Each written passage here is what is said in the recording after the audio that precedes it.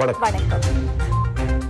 இது வசந்தன் டிவியின் இரவு நேர பிரதான செய்திகள். உங்களோடு இணைந்திருக்கும் நாம் ஜெயரஞ்சன் யோகராஜ், கிறிஸ்டினா செல்வராஜ். இன்றைய விரிவான செய்திகளுக்கு செல்வதற்கு முன்னர் முதலில் தலைப்புச் செய்திகள்.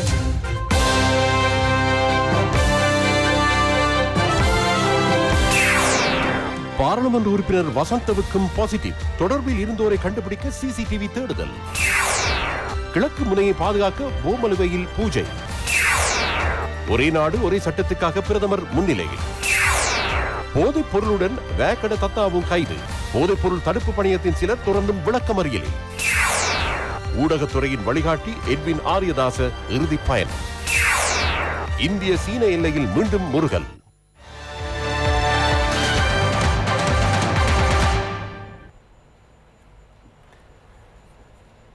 கொரோனா தொற்றிய பல மக்கள் பிரதிநிதிகள் இப்பொழுது வீடு திரும்பிய வண்ணம் இருக்கின்றார்கள், குணமடைந்து. ஆனால் அந்த வேளையில் இன்றைய தினம் ஒரு மக்கள் பிரதிநிதி கொரோனா தொற்றுக்குள்ளாகியிருக்கிறார்.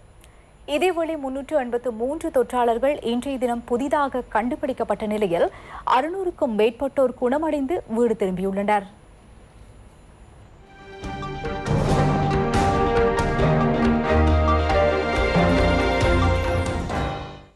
கண்டி மாவட்ட பாராளுமன்ற உறுப்பினர் வசந்த யாப்பா பண்டாரவுக்கும் கொரோனா தொற்றியுள்ளது. அவருடன் பாராளுமன்றத்தில் நெருங்கி செயல்பட்டவர்கள் சிசிடிவி காட்சிகளூடாக கண்டறியப்படுகின்றனர்.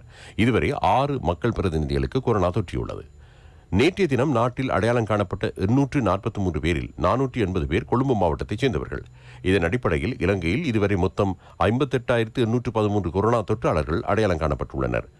இவர்களுள் 8,193 பேர் வைத்தியசாலைகளில் சிகிச்சை பெற்று வருகின்றனர். நேற்றைய தினம் மட்டும் பூர்ண குணமடைந்தோரின் எண்ணிக்கை 653 ஆகும். இதுவரை 50,000க்கும் மேற்பட்டோர் பூர்ண குணமடைந்துள்ளனர். AstraZeneca தடுப்பூசி இந்த வாரம் இலங்கைக்கு வந்து சேர உள்ளது.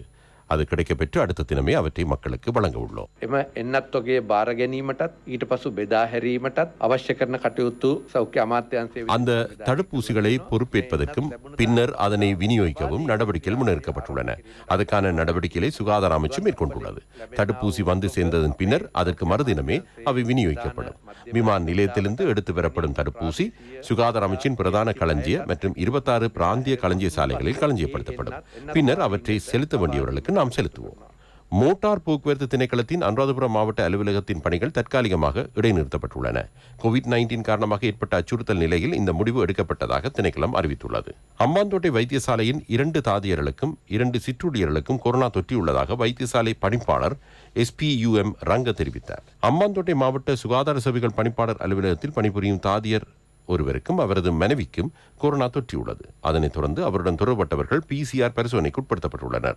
இலங்கையின் கடல் எல்லையில் அத்துமீறி பிரவேசித்து மீன்பிடியில் ஈடுபட்டு வந்த இந்திய மீனவர்கள் 2 கைது செய்யப்பட்டுள்ளனர்.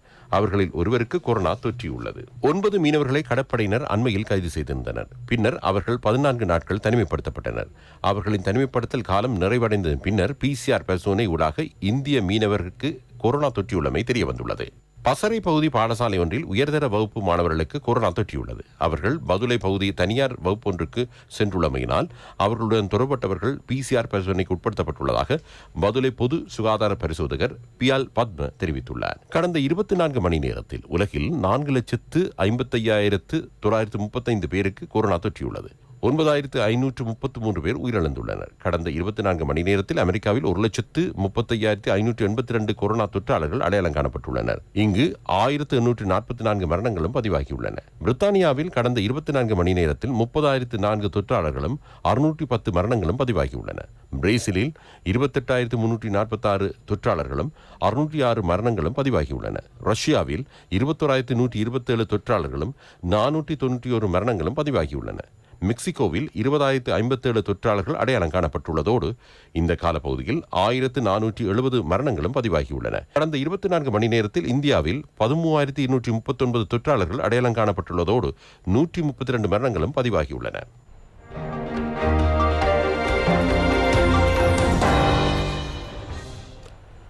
மேல் மாகாணத்தில் மீண்டும் பாடசாலைகளை ஆரம்பிக்கும் வகையில் முதலாம் கட்டமாக காபோதா சாதாரண தர வகுப்புகள் 3.5 மாதங்களுக்கு பின்னர் இன்று மீண்டும் ஆரம்பிக்கப்பட்டன. இதே நேரம் மேல் மாகாணம் தவிர ஏனைய மாகாணங்களில் தனியார் வகுப்புகளை ஆரம்பிப்பதற்கு அனுமதி வழங்கப்பட்டுள்ளது. காபோதா சாதாரண தர பரீட்சையை மார்ச் மாதம் 1ஆம் தேதி ஆரம்பிப்பதற்கு திட்டமிடப்பட்டுள்ளது. இதனால் மேல் மாகாணத்தில் சாதாரண தர வகுப்புகளின் கல்வி நடவடிக்கைகள் ஆரம்பிக்கப்பட்டன. பாடசாலை மற்றும் தனியார் வகுப்புகளை நடத்துவதற்கான பரிந்துரைகளை சுகாதார அமைச்சு வெளியிட்டுள்ளது. அனுமதியின்றி தனியார் வகுப்புகள் நடத்தப்பட்டால் அதற்கு எதிராக சட்ட நடவடிக்கை எடுப்பதற்கு பொது சுகாதார பரிசோதகர்களுக்கு தனிமைப்படுத்தல் சட்டத்தின் கீழ் அதிகாரம் உண்டு என்று சுகாதார பணியகத்தில் இடம்பெற்ற ஊடகவியலாளர் சந்திப்பில் தெரிவிக்கப்பட்டது. சாதாரண தர மற்றும் உயர்தர தனியார் வகுப்புகள் முதலில் ஆரம்பிக்கப்படும். பின்னர் படிப்படியாக இனிய வகுப்புகள் ஆரம்பிக்கப்படும். சகல வசதிகளும் காணப்பட்டால் 100 மாணவர்கள் மட்டுமே அனுமதிக்கப்படுவர். இல்லையேல் 50 மாணவர்களுக்கு வரையறுக்கப்படும். சுகாதார மருத்துவ அதிகாரிகளின் ஆலோசனையை பெற்று அவை நடத்தப்படல் வேண்டும். සෞඛ්‍යවාදී නිලධාරීතුමාගෙන් අවසරය ලබනකොට මජන සෞඛ්‍ය පරීක්ෂක මහතුන් මේවා පරීක්ෂා කර බැලීම අවශ්‍යයි. நீதிமன்றம் ஒவ்வொருவருக்கும் வித்தியாசமான சட்டங்கள் நடைமுறைப்படுத்தப்படுவது தொடர்பாக கடந்த காலங்களில் விமர்சனங்கள் முன்வைக்கப்பட்டு வந்தன. நீதிமன்ற இல்லத்தின் நிர்மாண பணிகள் பிரதமர் தலைமையில் ஆரம்பித்து வைக்கப்பட்டன. நீதியின் நியாயத்தை எதிர்பார்க்கும் மக்கள் இல்லமாக இது மாற வேண்டுமென பிரதமர் அங்கு தெரிவித்தார். சுபிட்சத்தின் நோக்கு நீதித்துறையின் பெருமையாக கருதப்படும் நீதிமன்ற இல்லத்தின் புதிய கட்டட தொகுதியின் நிர்மாண பணிகள் பிரதமர் மஹிந்த ராஜபக்ஷ தலைமையில் ஆரம்பித்து வைக்கப்பட்டது.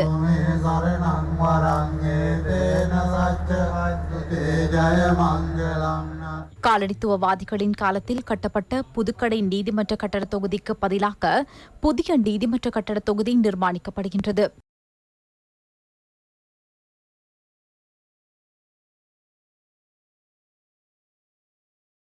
6 ஏக்கர் காணியில் நிர்மாணிக்கப்படவுள்ள நீதிமன்ற இல்லத்திற்கென 16,500 மில்லியன் ரூபாய் செலவிடப்படும்.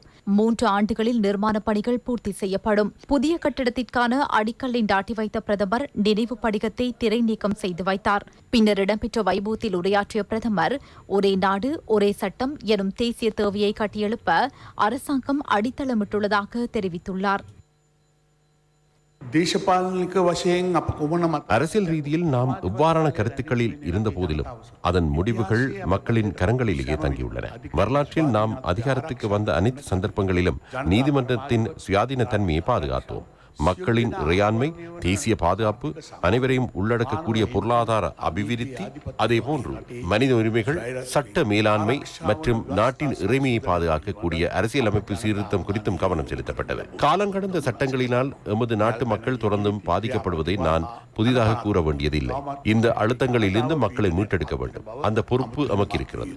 சிலர் வாழ்நாள் முழுவதும் வழக்குகளில் சிக்கொண்டுள்ளனர். தீர்ப்புகள் இன்றி பலர் இறக்கின்றனர். இன்று நிர்மாண பணிகள் ஆரம்பிக்கப்படும் நீதிமன்ற இல்லத்தை சட்டத்தின் நியாயத்தை எதிர்பார்க்கும் மக்களுக்கான ஒரு இல்லமாக இது அமையும் என்பதில் ஐயமில்லை. ஒரே நாடு ஒரே சட்டம் என்ற நிலையில் தேசிய தேவையை நிறைவேற்றும் இந்த பணிக்கு நாம் அடித்தளம் ජනතා පියස බවට පත්විය යුතුයි අපි විශ්වාස කරමු. ඒ නිසා එක රටක එක නීතියක් වෙනුවෙන් ජාතික අවශ්‍යතාවය ගොඩනැගීමේ කාර්යයට අප මුල පුරා තිබෙනවා. நீதியமைச்சர் ஜனாதிபதி சட்டத்தரணி அலி சப்ரியும் இங்கு உரையாற்றினார். பொதுவே வசர கணனாவாக் நீண்ட காலமாக இருந்து வரும் மோதல்கள் மற்றும் போராட்டங்களினால் புதிய பாதையில் இலங்கை நீதித்துறையின் சுயாதீன தன்மை மற்றும் ஜனநாயகத்தை நோக்கும் போது எம்மால் பெருமை அடைய முடியும். சட்டத்துறையில் விரிவான மறுசீரமைப்புகள் முன்னெடுக்கப்பட வேண்டும். நாட்டின் சட்டத்துறை புதுப்பிக்கப்பட வேண்டும். தற்காலத்துக்கு பொருந்தக்கூடிய முறையான குறைந்த செலவிலான செயல்பாடுகளுடன் கூடிய நீதி தொகுதி புதுப்பிக்கப்பட வேண்டும். இந்த துறை சார்ந்த அனைவரது பொறுப்பாகவும் இது காணப்படுகிறது. எமது அரசாங்கத்தின் நோக்கமும் அதிமேதகு ஜனாதிபதி எனக்கு வழங்கியுள்ள ஆலோசனைகளின் ஆரம்ப கட்ட நீதிமன்ற செயல்பாடுகளுக்கு 1 வருடத்தையும் உயர் நீதிமன்றத்தில் வழக்கொன்றை 6 மாத கால பகுதியில் தீர்த்து வைப்பதற்கான முறை நாம் கொண்டு வர வேண்டும். அதற்காக வழங்கக்கூடிய அத்தனை வசதிகளையும் பெற்றுக் கொடுக்க அரசாங்கம் என்ற வகையில் நாம் அர்ப்பணிப்புடன் செயல்படுவோம்.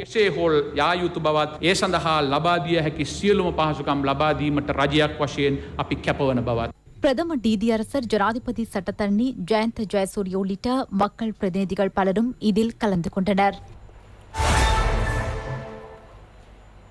அவன்கார்ட் மெரிடைம் சர்வீசஸ் கம்பெனியின் தலைவர் நிசாங்க சேனாதிபதி உள்ளிட்ட 8 பிரதிவாதிகளுக்கு எதிராக தாக்கல் செய்யப்பட்ட வழக்கின் மேலதிக விசாரணைகள் அடுத்த மாதம் 1ஆம் தேதி முதல் மீண்டும் ஆரம்பமாகும் என கொழும்பு மேல் நீதிமன்றம் தீர்மானித்துள்ளது.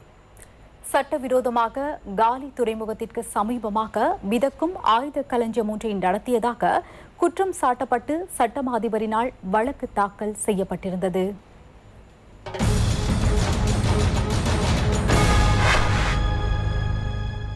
கொழும்பு மேல் நீதிமன்ற நீதிபதிகளான ஆதித்ய பட்டபந்திகே, மஞ்சுள திலகரட்ன ஆகியோர் முன்னிலையில் வழக்கு மீண்டும் விசாரணைக்கு எடுத்துக் கொள்ளப்படும். கடந்த அக்டோபர் மாதம் முதல் தனிமைப்படுத்தல் சட்டங்கள் காரணமாக வழக்கு விசாரணை ஒத்திவைக்கப்பட்டிருந்தது.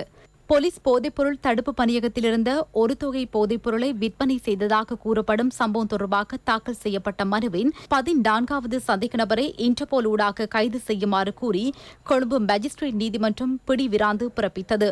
போதைப்பொருள் வர்த்தகத்தில் தொடர்புடையவர் என கூறி தாக்கல் செய்யப்பட்ட மனுவின் 14வது சந்தேக நபரான உதார சம்பத்துக்கு எதிராகவே இப்பிடிவிராந்து பிறப்பிக்கப்பட்டுள்ளது.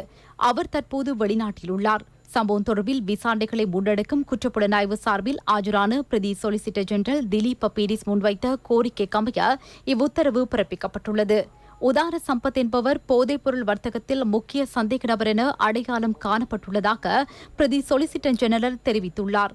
சம்பவம் தொடர்பில் ஏனைய 16 சந்தேக நபர்களை எதிர்வரும் 2ஆம் தேதி வரை விளக்கமறியலில் வைக்குமாறு நீதவான் உத்தரவிட்டுள்ளார். தமக்கு கிடைக்க வேண்டிய ஓய்வூதிய அதிகரிப்பை இடைநிறுத்த அரசாங்கம் மேற்கொண்டுள்ள தீர்மானத்தை வலுவிலக்கச் செய்யுமாறு கோரி 95 ஓய்வூதியக்காரர்கள் தாக்கல் செய்த மனுவை மார்ச் மாதம் 14ஆம் தேதி வரை மேன்முறையீட்டு நீதிமன்றம் ஒத்திவைத்தது.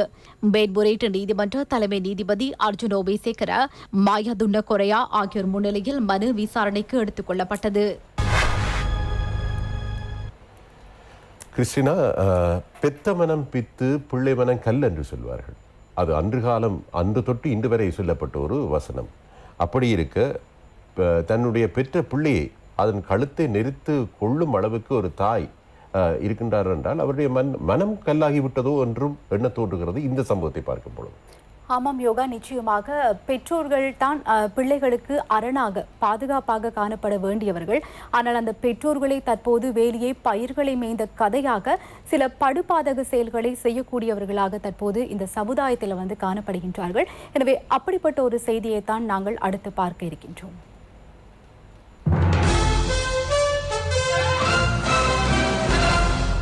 கந்தர பங்களாவத்த பகுதியில் வசித்து வந்த தாயொருவர் தனது ஆண் பிள்ளையை சேலையால் கழுத்தை நெரித்து கொலை செய்துள்ளதாக போலீசார் தெரிவிக்கின்றனர். பின்னர் தாயும் குறித்த சேலையில் தூக்கிட்டு தற்கொலை செய்து கொண்டதாக தெரிய வந்துள்ளது.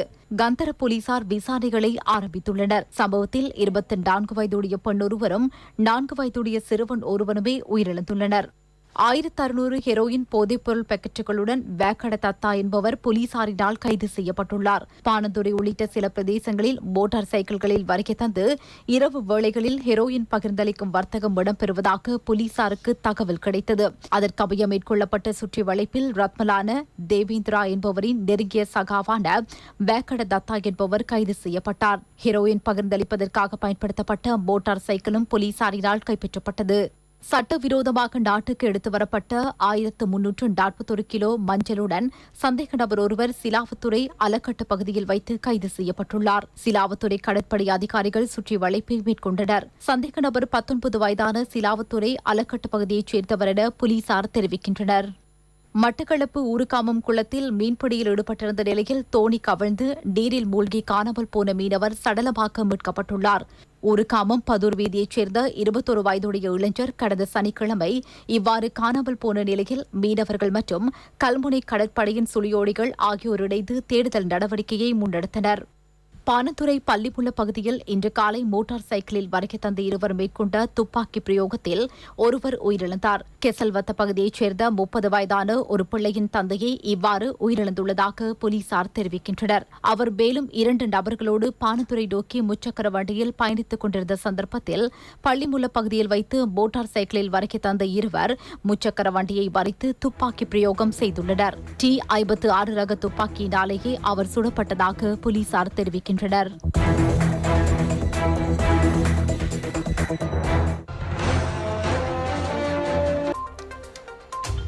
செய்திகள் தொடர்கின்றன. கிறிஸ்டினா, நாங்கள் உலகில் பலரை பார்த்திருக்கின்றோம். ஆனால் எல்லோரும் தங்களுடைய பேரையும் புகழையும் இந்த உலகை விட்டு செல்லும் பொழுது பதிவிட்டு செல்வதில்லை. ஒரு சிலரே அவ்வாறு பதிவிட்டு செல்கிறார்கள். அப்படியானவர்களில் ஒருவர்தான் ஊடகத்துறை ஜாம்பவான் கலாகீர்த்தி எட்வின் ஆரியதாஸ் அவர்கள். அவருடைய இறுதி கிரியைகள் இன்று இடம்பெற்றன. ஊடகத்துறையில் அதி உச்ச நிலைக்கு சென்று இத்துறையில் பிரவேசிப்பவர்களுக்கு கரம் கொடுத்து அவர்களை வளர்த்துவிட்ட பெருமைக்குரிய ஊடகத்துறை ஜாம்பவான் கலாகீர்த்தி கலாநிதி எட்வின் ஆரியதாசவின் உடல் அக்கினியோடு சங்கமித்தது.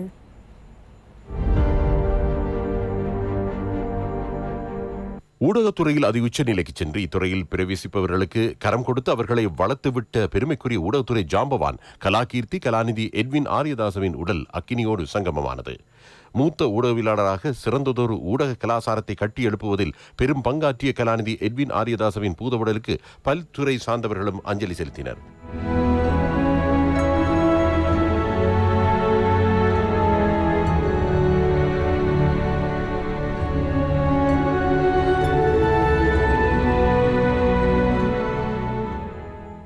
மறைந்த கலாநிதி எட்வின் ஆரியதாசவின் பூதவுடல் பிற்பகல் 3 மணி அளவில் ஜாரட்ன மரச்சாலையிலிருந்து பொருளை மயானத்துக்கு மோட்டார் பவனியில் எடுத்துச் செல்லப்பட்டது.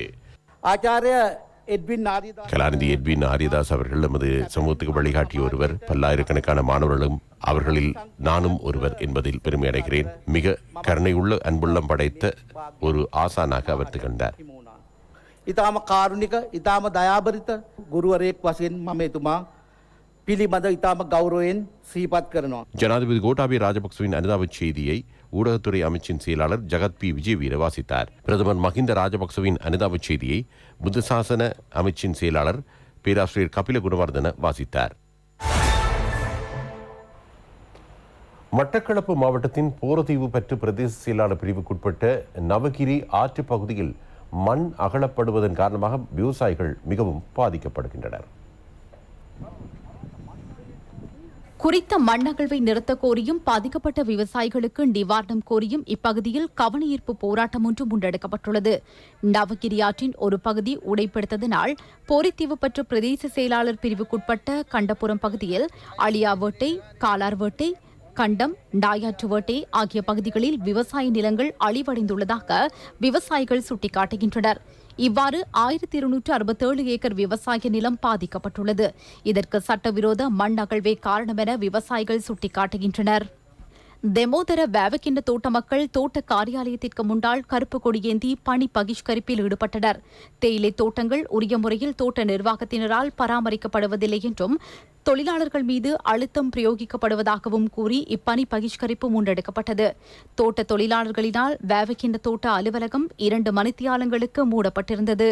தோட்டத்தில் அரை பேர் போடுறது, தோட்டம் ஃபுல்லா காடு, பிளாக் கொடுத்து அவங்கவுங்க துப்புரவு பண்ணிக்கிறானோ, மருந்து அடிச்சுக்கிறானோ அவங்கவுங்க, உரம் போட்டுக்கிறானோ அவங்கவுங்க. 100 ஹெக்டர்ல இப்ப இருக்கிறது 25 ஹெக்டர் மட்டும்தான் ஆளுகளுக்கு வேலை செய்யறதுக்கு. இந்த 3 நாளா வேலை நிப்பாட்டி ஞாயிற்றுக்கிழமை வேலைக்கு போக சொல்லி தர சொல்லியிருக்காரு கை காசுக்கு. நாங்க கொழுந்து இல்லாத நாளையில கத்திரி போட இயலான்னு சொல்லி நாங்க சொன்னோம். கத்திரியெல்லாம் நாங்க கொண்டு கொடுக்குறோம், கத்திரி எங்களுக்கு போட இயலாது, எங்களுக்கு இப்படி பிரச்சனை இருக்கு, எங்களுக்கு 2 கிலோ குறைச்சிட்டாங்க. நாங்க அந்த ஞாயிற்று தான் காய்ச்சோம், அவரு ரோங்கா காய்ச்சாரு. ஒட்டுச்சுட்டான் மகா வித்தியாலயத்தை தேசிய பாடசாலையாக தரம் உயர்த்த கோரி பெற்றோர் மற்றும் பழைய மாணவர்கள் கவனஈர்ப்பு போராட்டத்தில் ஈடுபட்டனர். 1995ஆம் ஆண்டு முதல் 1AB பாடசாலையாக தரம் உயர்த்தப்பட்ட நிலையில் இதுவரை தேசிய பாடசாலையாக தரம் உயர்த்தப்படவில்லை என இவர்கள் தெரிவிக்கின்றனர். கடந்த 3 ஆண்டுகளாக இதனை தரம் உயர்த்துவதாக கூறி வந்த நிலையில் வலயத்தில் உள்ள பிரிதொரு பாடசாலை தெரிவு செய்யப்பட்டமையை கண்டித்து கவனஈர்ப்பு போராட்டம் இடம்பெற்றது.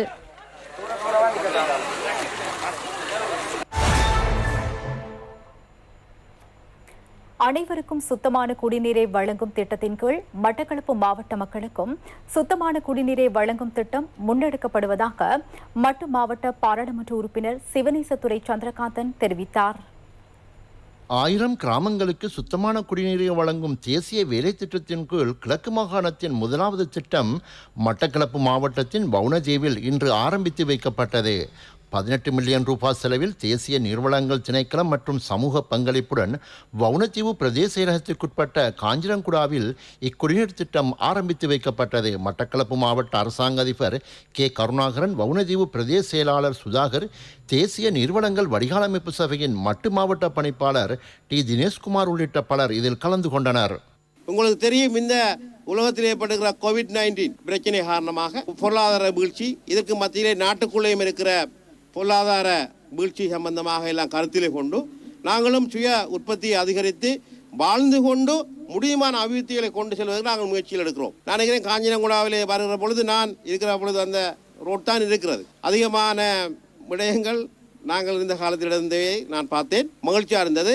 அதுக்கு பின்னர் வந்த நல்லாட்சி பெரிதாக செய்ததாக நாங்கள் பத்திரிகைகளிலே படித்தோம். ஆனால் காணவில்லை. நான் மௌனதுவிலே சந்தையிலிருந்து மண்முனை வரைக்கும் போட்ட காபட் ரோட் எல்லாமே எங்களுடைய காலத்தில் நாங்கள் திட்டமிட்ட விடயங்கள் தான் என்னுடைய கண்களில் தெரிகிறது. ஐக்கிய மக்கள் சக்தியின் முதலாவது செயற்குழு கூட்டம் இன்று இடம்பெற்றது. புதிய உத்தியோகத்தர் தெரிவும் அங்கு இடம்பெற்றது. ஐக்கிய மக்கள் சக்தியின் செயற்குழு கூட்டம் அத்துல்கோட்டையில் உள்ள கட்சி தலைமையகத்தில் கட்சித் தலைவர் சஜித் பிரேமதாச தலைமையில் இடம்பெற்றது. கட்சியின் தவிசாளராக பாராளுமன்ற உறுப்பினர் ஃபீல்ட் மார்ஷல் சரத் பொன்சேகா நியமிக்கப்பட்டார். கட்சியின் பொதுச் செயலாளராக பாராளுமன்ற உறுப்பினர் ரஞ்சித் மதும பண்டாரவும் தேசிய அமைப்பாளராக திசா அத்தநாயக்கவும் நியமிக்கப்பட்டனர். கட்சியின் பொருளாளராக பாராளுமன்ற உறுப்பினர் கலாநிதி ஹர்ஷ டி சில்வா நியமிக்கப்பட்டுள்ளார். ஐக்கிய மக்கள் சக்தியில் சம்பிக்க ரணவக்க அங்கத்துவத்தை கோரியிருந்தார். அதனை ஐக்கிய மக்கள் சக்தி ஏகமனதாக ஏற்றுக்கொண்டது. அவருக்கு அங்கத்துவத்தை வழங்கவும் அவருக்கு பொறுப்பு வாய்ந்த பதவியொன்றை வழங்கவும் தீர்மானிக்கப்பட்டது. எமது கட்சியின் ஏற்பாடுகள் பற்றி பேசப்பட்டது. அமைப்பாளர்களை நியமிப்பது, ரஞ்சன் ராமநாயக் உட்பட ஏனையோருக்கு ஏற்பட்டுள்ள அரசியல் நெருக்கடிகள் தொடர்பாகவும் நாம் எதிர்கால நடவடிக்கைகளை முன்னெடுப்பது குறித்து ஆராய்ந்தோம். பதுளை மாவட்ட தேசிய பாடசாலைகளில் உயர்தர விஞ்ஞான பிரிவு வகுப்புகளை ஆரம்பிக்க நடவடிக்கை எடுக்கப்பட்டுள்ளது. பதுளை மாவட்டத்தில் தேசிய பாடசாலைகளாக தரம் உயர்த்தப்பட்டுள்ள பாடசாலைகளில் உயர்தர விஞ்ஞான பிரிவு வகுப்புகளை ஆரம்பிப்பதற்கான நடவடிக்கைகளை உடன் மேற்கொள்ளுமாறு ஊவா மாகாண தமிழ் கல்வி பிரிவுக்கு இலங்கை தொழிலாளர் காங்கிரஸ் உபத்தலைவரும் பிரதமரின் பெருந்தோட்ட இணைப்பாளருமான செந்தில் தொண்டமான் பணிப்புரை வழங்கியுள்ளார். மதுரை மாவட்டத்தில் 10 தமிழ் பாடசாலை தேசிய பாடசாலைகளாக தரம் உயர்த்த அமைச்சரவை அங்கீகாரம் வழங்கியுள்ளது. இதற்கான முன்மொழிவை மறைந்த அமைச்சர் ஆர்முன் தொண்டமான் ஊடாக பிரதமரின் பெருந்தோட்ட இணைப்புச் செயலாளர் செந்தில் தொண்டமானினால் கடந்த ஆண்டு கையளிக்கப்பட்டிருந்தமை குறிப்பிடத்தக்கது. மதுரை மாவட்டத்தில் ஒரே தடவையில் 10 பாடசாலைகள் தேசிய பாடசாலைகளாக தரம் உயர்த்தப்படுவது இதுவே முதல் தடவையாகும். ஏற்கனவே இந்த மாவட்டத்தின் பல பாடசாலைகளில் செந்தில் தொண்டமான் ஊவா மாகாண கல்வி அமைச்சராக இருந்தபோது விஞ்ஞான பிரிவு ஆரம்பித்து வைக்கப்பட்டது. கடந்த 4 ஆண்டுகளில் விஞ்ஞான பிரிவில் கல்வி கற்ற 50க்கும் மேற்பட்ட மாணவர்களுக்கு பல்கலைக்கழக வாய்ப்பு கிடைத்துள்ளது. மேலும் சில செய்திகளின் தொகுப்பு அடுத்து. 50,000 பட்டதாரிகளுக்கு நியமனம் வழங்கும் திட்டத்தின் கீழ் கிண்ணியா பிரதேச செயலகத்திற்குட்பட்ட 20 பேருக்கு நியமனங்கள் வழங்கப்பட்டன. பிரதேச செயலாளர் MH கனி தலைமையில் பிரதேச செயலக கேட்போர் கூடத்தில் இந்நிகழ்வு இடம்பெற்றது. நெடுங்கேணி வெடிவைத்தகல்லு கிராம சேவகர் பிரிவில் உள்ள திரிவைத்தகுளத்தின் தற்போதைய நிலைமையை பாராளுமன்ற உறுப்பினர் பி. திலீபன் நேரில் சென்று பார்வையிட்டுள்ளார். வெடிவைத்தகல்லு திரிவைத்தகுளத்தின் கீழ் உள்ள 150 ஏக்கர் வயல் நிலத்தை விவசாயிகள் துப்புரவு செய்த போது அதன் பணிகள் தடுத்து நிறுத்தப்பட்டு எல்லைக்கல்லும் நாட்டப்பட்டுள்ளது. இது தொடர்பாக கண்டறிய பாராளுமன்ற உறுப்பினர் அப்பகுதிக்கு விஜயம் செய்தார். அமைச்சர் டக்ளஸ் தேவானந்தாவுடன் கலந்துரையாடி மேலதிக நடவடிக்கைகள் எடுக்கப்படும் என அவர் உறுதியளித்துள்ளார். காத்தான்குடியின் பல பகுதிகள் தனிமைப்படுத்தப்பட்டிருந்து விடுவிக்கப்பட்ட நிலையில் இன்று முதல் அப்பகுதியில் தபால் விநியோகமும் வழமைக்கு திரும்பியுள்ளன. தபால் சேவை ஊடாக மருந்துகள் மற்றும் ஏனைய அத்தியாவசிய பொருட்களின் விநியோகம் மற்றும் தபாலக நடவடிக்கைகளும் இன்று ஆரம்பிக்கப்பட்டுள்ளன. மீனவர் மற்றும் விவசாய ஓய்வூதியம் பெறுவோருக்கும் தற்போது அவற்றை பெற்றுக்கொள்ள முடியும் என அறிவிக்கப்பட்டுள்ளது.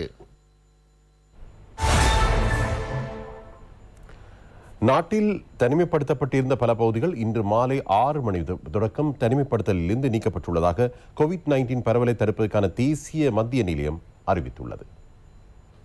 மாத்தறை மாவட்டத்தின் திக்வெல்ல, யோனகப்புற கிழக்கு மற்றும் யோனகப்புற மேற்கு பகுதிகள் இன்று மாலை 6 மணி முதல் தனிமைப்படுத்தலிலிருந்து நீக்கப்பட்டுள்ளன. கல்முனை போலீஸ் பிரிவிற்குட்பட்ட 10 கிராம சேவகர் பிரிவுகள் இன்று காலை தனிமைப்படுத்தலிலிருந்து நீக்கப்பட்டுள்ளன. கடந்த டிசம்பர் 28ஆம் தேதி முதல் இப்பகுதிகள் தனிமைப்படுத்தப்பட்டிருந்தமை குறிப்பிடத்தக்கதாகும். இத்துடன் வசந்தத்தின் இரவு நேர பிரதான செய்தி அறிக்கை நிறைவடைகின்றது. நமது அடுத்த செய்தி அறிக்கையை நாளை மதியம் 1 மணிக்கு எதிர்பாருங்கள். வணக்கம்.